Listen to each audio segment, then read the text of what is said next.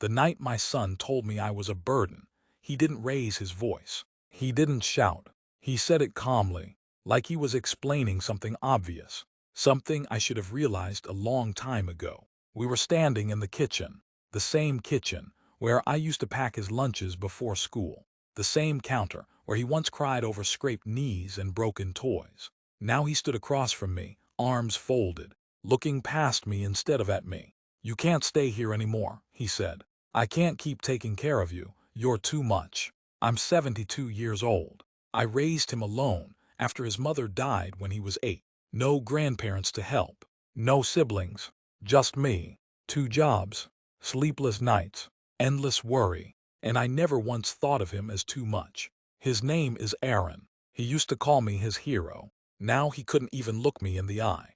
It started after I fell in the bathroom last winter. Nothing serious. A bruised hip. A cracked rib. But after that something changed. He insisted I move in with him temporarily. Said it was for my safety. I believed him. At first he was kind. Made soup. Set reminders for my medication. Checked in on me. But slowly, I started to feel like a guest who had overstayed his welcome. My chair at the table disappeared. My clothes were moved from the closet to a box in the spare room. My mail started arriving already opened.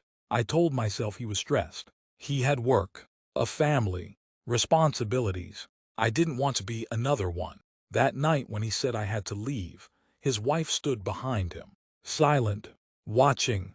She didn't speak, but she didn't stop him either. "You're not sick," he said. "You're not helpless. You can manage on your own." I asked him where I was supposed to go. He shrugged. "There are places, senior homes, shelters, something, something." Like I was an object, not his father. I didn't argue, not because I agreed, but because something inside me finally went quiet, like a door closing without a sound. I packed a small bag. Didn't take much, just clothes, a photo album, and a folder I kept hidden at the bottom of a drawer. The folder he didn't know about. I slept on a friend's couch for a few nights, then in a cheap motel near the highway, the kind that smells like old carpet and loneliness.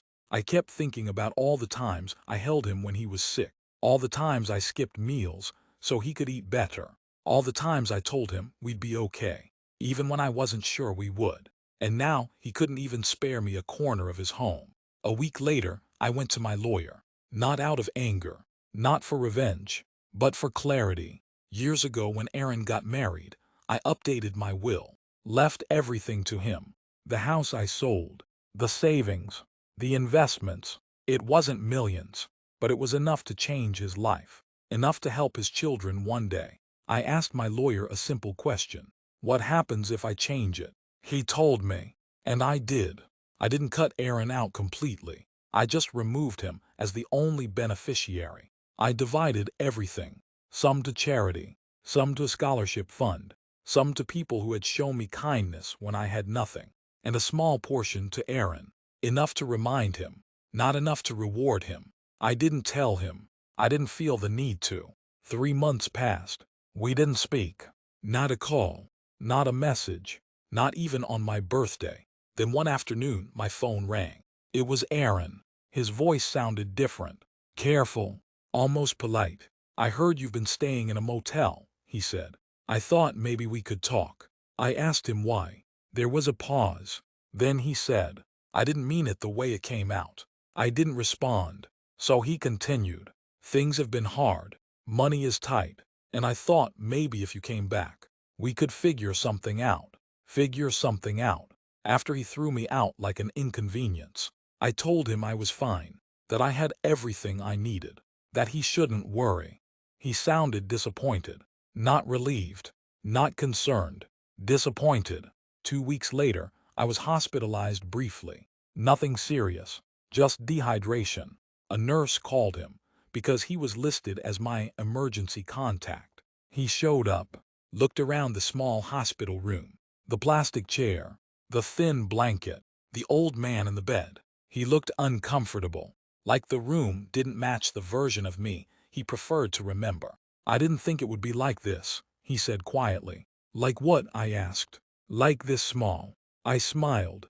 Not because it was funny, but because it was honest. That was the first time he asked about my will. Not directly, but he mentioned assets, asked if everything was still arranged. I told him yes, that everything was arranged. And it was, just not the way he thought. He offered to take me home. I declined, said I was more comfortable where I was. That wasn't entirely true, but neither was his concern. I don't hate my son. I don't wish him harm. But something broke that night in the kitchen. Something that can't be repaired with apologies or visits or small talk. Raising a child alone teaches you many things. Patience, sacrifice, hope, but it doesn't teach you how to accept becoming unwanted. I still have days when I miss him terribly, when I want to hear him laugh, when I want to believe the boy I raised is still there somewhere. But I also learned something late in life. That love doesn't mean allowing yourself to be erased, even by your own child. The inheritance was never the point. The money was just paper. What mattered was what he chose to do when he thought I had nothing left to give. So tell me, if your own child treated you like a burden, would you still leave them everything you worked your whole life for?